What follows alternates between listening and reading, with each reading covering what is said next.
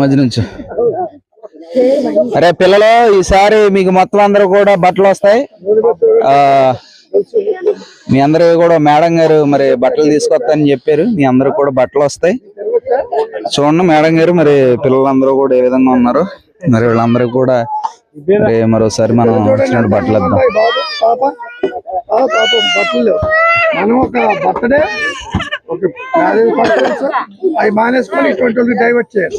అప్పుడు దేవుని ఆశీర్వాదం కానీ మనకు మనమే చేసుకుంటే ఆశీర్వాదం ఉండదు ఎప్పటికీ. ఇప్పుడైనా చూస్తున్న వాళ్ళు స్పందించండి. ఇటువంటి గ్రామానికి డైవర్ట్ చేయండి. మీరు వచ్చి ఇక్కడ చేసుకోండి, బర్త్డే చేసుకోండి. మీ పిల్లలకి ఇక్కడ తీసుకొచ్చి కేక్ కట్ చేయండి. అందుకంట మీ పిల్లలకి కేక్ ఇక్కడ కట్ చేయండి. ఎంత ఆనందపడతారు.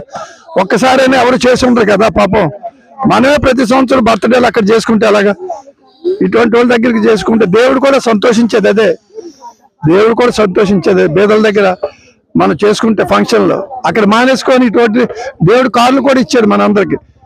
ఇటువంటి రావాలి, కదలాలి. అంతేగాని అక్కడే గిరిగీసుకొని అన్ని ఏసీ రూములు ఏసీ ఫంక్షన్ హాల్లో చేసుకొని డబ్బు వ్యయపరచదు. కొంత 1 లక్ష రూపాయలు ఇక్కడ ఖర్చు పెడితే 10 లక్షలు 20 లక్షలు ఖర్చు పెట్టినట్లు.